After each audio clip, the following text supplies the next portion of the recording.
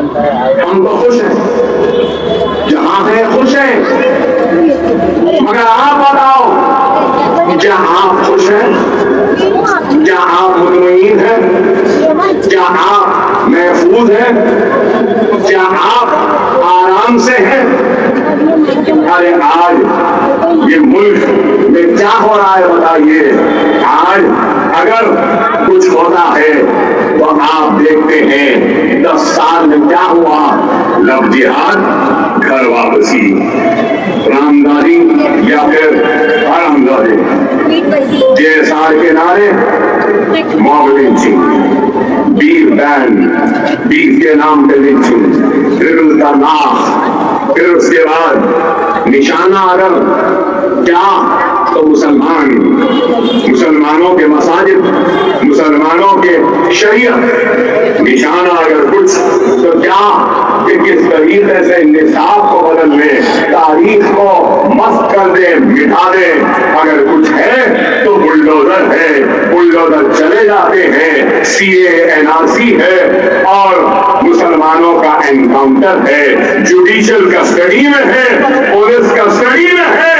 अतीत को उसके भाइयों को हथकड़ी आए हाथ में, कोई आते हैं और गोलियां मारकर चले जाते हैं। अब नया फितना वह एक्ट कॉमन सिविल कोड, और फिर यहाँ के चीफ मिनिस्टर जो साबिका मौजूदा डिप्टी चीफ मिनिस्टर कहते हैं कि वोट जिहाद। क्या है बताओ, क्या मुल्क का मसला वोट जिहाद है? क्या मुल्क का मसला हमारी बच्चियों का, हमारी माओं का, बहनों का हिजाब है? क्या मुल्क का मसला बीफ बैन है? क्या अरे मैं आज आपके जरिए ये पूछना चाहता हूं, हिंदुस्तान के वजीर आजम नरेंद्र मोदी से, मिस्टर मोदी, आपने कहा था अच्छे दिन लाएंगे, क्या अच्छे दिन आए? आपने कहा 15 लाख लाएंगे, क्या लाए? आपने नारा दिया सबका साथ, सबका विकास, सबका विश्वास, क्या सबको साथ मिला? क्या आपको साथ मिला? क्या आपको विश्वास मिला? क्या आपको विकास मिला? आप बताइए। चलो नारे ही सही, नारे तो लगा रहे थे, ठीक है, लेकिन अमली काम क्या किया? आज इस मुल्क का सबसे बड़ा मसला हिजाब नहीं है। इस मुल्क का सबसे बड़ा मसला अगर कुछ है तो वो बेरोजगारी का। इस मुल्क का सबसे बड़ा मसला है तो घर वापसी या बीफ के नाम पे मारना पीटना नहीं है। इस मुल्क का सबसे बड़ा मसला है तो महंगाई का। पेट्रोल महंगा, डीजल महंगा, गैस का तेल महंगा, दाल महंगी, आटा महंगा, चावल महंगा, बैगन महंगी, आलू महंगी, प्याज महंगा। मगर मोदी को क्या है? लव जिहाद, घर वापसी, बीफ बैन, ये बैन वो बैन। अरे भाई, इस मुल्क को ये बैन वो बैन की जरूरत नहीं है। मुल्क को महंगाई से छुटकारे की जरूरत है। मुल्क को बेरोजगारी खत्म करने की जरूरत है। इस मुल्क को अगर किसी चीज की जरूरत है तो हमारी इकोनॉमी को अच्छी करना, रुपये के गिरते हुई खजल को उठाना है। मोदी साहब सब कर रहे हैं, लेकिन डॉलर 84 रुपये तक चले गया। यही बोले थे मनमोहन सिंह को, मनमोहन सिंह साहब आपकी उम्र के बराबर हो गया डॉलर, और मैं आज कह रहा हूं मोदी साहब आपकी उम्र से बहुत ज्यादा हो गया डॉलर। इसकी फिक्र करो। नहीं, किसान जो हमारी इस मिट्टी को जोता है, बोता है और अनाज देता है, इसके जरिए हम अपनी भूख को मिटाते हैं, वो किसानों की खुदकशी इस मुल्क का बड़ा मसला है। ये नहीं बताइए 10 साल में कोई मीडिया ये नहीं बताए। हाँ, अकबर ओवैसी घड़ी देख ले तो बताएगा, क्यों देख लिया घड़ी देख। अरे मेरे घड़ी देखना ना देखना ये मसला नहीं है। 1,12,000 किसानों ने 10 साल में खुदकशी की है, 20,000 महाराष्ट्र में किसानों ने खुदकशी की है। ये मसला है, अपने टेलीविजन पे ये बताओ ना। मिस्टर मोदी इस पर कुछ तवज्जो दो ना, नहीं देते। किसानों की आमदनी को डबल करूंगा, क्या हो गया? वुमन सिक्योरिटी देखिए, आप रसूल के हजरत हो, यहाँ पे मेरी माँ बहने बैठी, आपको मालूम कितने रेप्स होते? 20,000 रेप होते। ये रिपोर्टेड है, अनरिपोर्टेड पता नहीं कितने। हर साल 30,000 रेप। अगर हम इनको दिन घंटों में मिनटों में अगर ले लें, हर 15 मिनट को एक रेप होता है। तो आप बताओ, औरत हमारी माँ बहन बेटी आज इस मुल्क में महफूज नहीं। रेप को कम करने के इक़दाम नहीं, रेपिस्टों को सजा देने की बात नहीं, रेप करने वालों को डराने की बात नहीं, मगर मुसलमान बच्चियों को हिजाब के नाम पर तालीम और अपने कॉलेज को जाने से रोकते जरूर है। अगर मेरी बच्ची पढ़ लेती है तो क्या गुनाह कर रही है? बाहिजाब लड़की अगर कॉलेज को जाती है तो क्या गुनाह है? अरे तुम रेपिस्टों को नहीं रोकते, लेकिन हिजाब के साथ पढ़ने जाने वाली बच्ची को रोकते। आप बताइए कि 16 लाख हिंदुस्तानियों ने इंडियन सिटीजनशिप छोड़ दी, क्या मोदी को इसकी फिक्र है? नहीं है। इनको फिक्र है तो क्या? वक्फ बोर्ड की जमीन ले लो। अरे मेरे भाई, वक्फ नहीं है। अगर वक्फ होता ना तो कांग्रेस की तारीख को भी खोल के रख देता, एक नई बहस छिड़ जाती। मैं उस बहस में जाना नहीं चाहता कि 70 वर्ष में किसने क्या किया, 10 वर्ष में इसने क्या किया। मैं ये समझूंगा कि ना उसमें ना इसमें कुछ फर्क है। अगर उन्होंने काम किया होता तो अल्लाह की कसम आज हमारे ऊपर ये जालिम मुसल्लत ना होते, ये जुल्म ना होता, ना इंसाफी ना होती।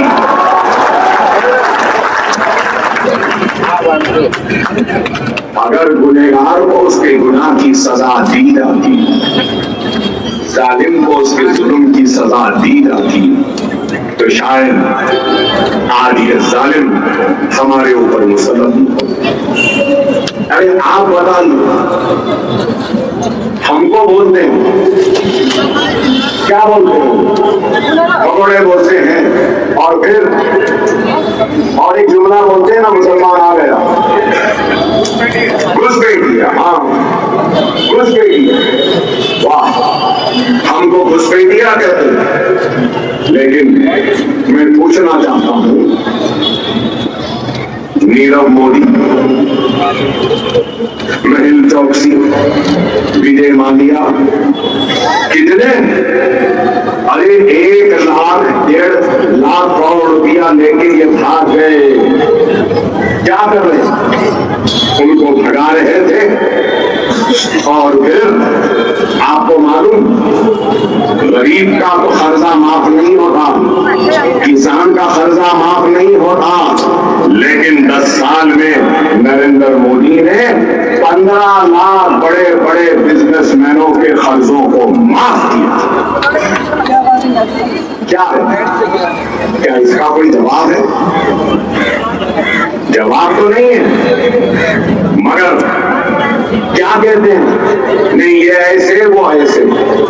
अरे भाई मैं कहना चाहता हूँ मैं मुसलमान, हाँ मुझे फख्र है अपने मुसलमान होने पर, मुझे फख्र है कि मैं ला इलाहा इल्लल्लाह मुहम्मदुर रसूलुल्लाह कलमा, मुझे फख्र है कि मैं मोहम्मद मुस्तफा सल्लल्लाहु अलैहि वसल्लम का उम्मती हूँ। लेकिन उसके साथ साथ मुझे नाज है कि मैं हिंदुस्तानी हूँ, मैं भारतीय हूँ, मैं हिंदू हूँ। ये मुल्क ना नरेंद्र मोदी की जागीर है ना अकबर ओवैसी की जागीर है। ये मुल्क माथे पे तिलक लगाने वाले का जितना है उतना ही अमल सर पे टोपी पहनने और सुन्नत पालने वाले का भी है। ये मुल्क सर पे पगड़ी बांधने वाले सिख का भी उतना ही है जितना मेरा है। ये मुल्क किसी की जागीर नहीं, मैं मुसलमान इस मुल्क का किराएदार नहीं हूँ, मैं number 1, number 2, number 3, number 4 citizen नहीं हूँ, मैं इस मुल्क का नंबर 1 सिटीजन हूँ, नरेंद्र मोदी के बराबर का सिटीजन हूँ, योगी आदित्यनाथ के बराबर का सिटीजन, मैं 2 नंबर का नहीं। हम किराएदार नहीं है, हम इस मुल्क के थे, हैं और रहेंगे। हमने इस मुल्क को सजाया है, संवारा है, आने वाले कल में भी हम इस मुल्क को सजाएंगे, संवारेंगे। इस मुल्क की मिट्टी में हम मुसलमानों के खून की खुशबू भी, ये मुल्क हमारा मेरे ही आबा अजदाद जिन्होंने इस मुल्क को सजाया, संवारा और मेरे ही आबा अजदाद इस मुल्क में रहना पसंद किया। जिनको जाना था चले गए, हमको नहीं जाना था क्योंकि हमको हमारी इस मिट्टी से मोहब्बत है। इस मिट्टी में हमारे आबा अजदाद का खून है, यहाँ की मिट्टी में हमारे आबा अजदाद की खबरें हैं, हमारे मदफन हैं। इस सरजमीन में ख्वाजा अजमेरी आराम कर रहे हैं, इस मिट्टी में यहाँ पे हाजी अली आराम कर रहे हैं, इसलिए हम इस मिट्टी को छोड़कर नहीं जाए। ये थी हमारी, है हमारी, रहेगी। 3003 करोड़ 50 लाख के लिए या 1.5 करोड़ के लिए 928, 28 लाख बच्चों को स्कॉलरशिप मिली है या एक भी नहीं मिली। 3000 बच्चे तेलंगाना से USA, UK, Australia, New Zealand overseas scholarship पर मास्टर्स करने के लिए गए हैं। हुकूमत उनको 20 लाख देती है, हॉस्टल का फीस देती है, सेमेस्टर की फीस देती है, हवाई जहाज का टिकट भी देती है। क्या यहाँ पे कौन सी अगाड़ी है? कांग्रेस, शरद पवार, महाविकास, हाँ मैं जानता हूं, मैं इनसे सुनना चाहता हूं, आपसे सुनना चाहता। क्या दिए? क्या मुसलमानों को 5,000 करोड़ दे? अरे मैं कह रहा हूँ, इसलिए कह रहा हूँ, अगर तुम्हारी नुमाइंदगी होगी, पैमानों में बोलने वाले होंगे तो सुनने के लिए मजबूर होना पड़ेगा। असेंबली आंध्र प्रदेश की असेंबली के रिकॉर्ड्स को उठाकर देखिए, अब तेलंगाना की देख लीजिए। जब अकबर ओवैसी खड़े होता है ना, कोई माए का लाल, माँ का जना असेंबली में उठकर हमारी आवाज को दबाने की हिम्मत और जुर्रत भी नहीं। क्यों मेरे भाई? ये मेरी ताकत नहीं, मेरे साथ जुड़े हुए मेरे भाइयों की इत्तेहाद की ताकत है, उनकी दुआओं की ताकत है। इसलिए अल्लाह ने मेरी आवाज में वो ताकत, खुदा समझो, खुदा समझो।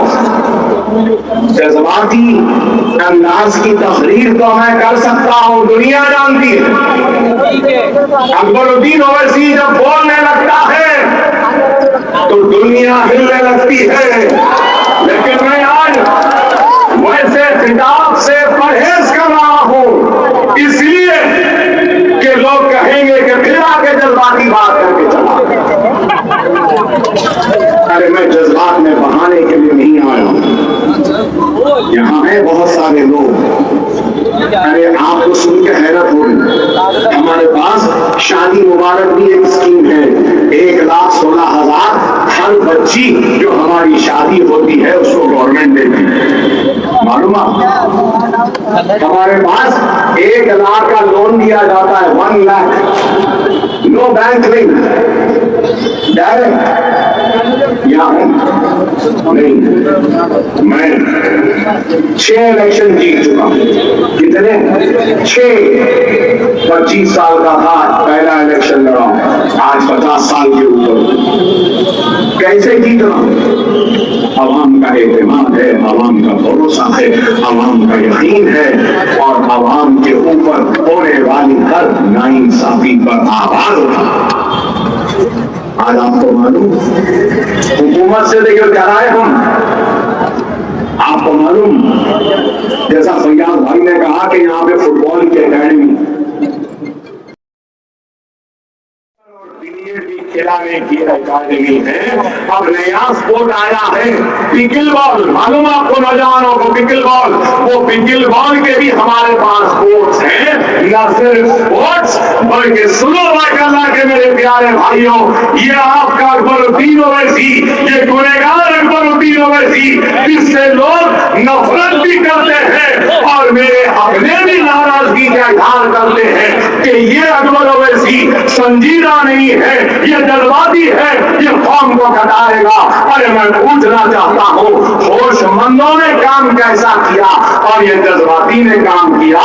आज मेरे 10 स्कूल हैं, 25,000 बच्चों को फ्री तालीम दे रहा हूँ। किसके पैसों? गवर्नमेंट के। अदनान इधर भी बहुत कांग्रेस के भाई नहीं भाई, मेरे जेब जो मीडिया से नहीं हो बाहर चले जाओ, आपको मालूम, जो मीडिया से नहीं हो बाहर आ जाओ, जो मीडिया से नहीं हो बाहर आ जाओ। मेरा स्कूल देखो, 2.5 लाख स्कूल थे, एक स्कूल 1.5 लाख स्कूल थे, 25,000 बच्चे, ये तो स्कूल में थी। 2.5 लाख खवातीन को वोकेशनल की training, beauty parlour, computer course, English, swimming, fashion designing, Hindi designing, अगरबत्ती, मोमबत्ती मेकिंग, ऐसे 22 कोर्सेस हमारे पास। आपको सुन के हैरत हो, की भी ट्रेनिंग हम देते हैं, सरकारी मुलाजमत देते हैं, इंश्योरेंस की अगर आते वो देते, और खाली अरसे में बैंकिंग का रिक्रूटमेंट का इश्तेहार आया, उसकी भी ट्रेनिंग हमारे पास। ये मैं करा, ये मैं 1 करोड़ रुपया तनख्वाह महाना देता हूँ अपनी जेब से। मैं जज्बात में बहाता हूँ, लोग मुझे पसंद नहीं करते। अरे आपने जिनको पसंद किया चाहे उन्होंने ऐसा काम किया, आपने जिनको होशमंद समझा चाहे उन्होंने किया, और फिर हर साल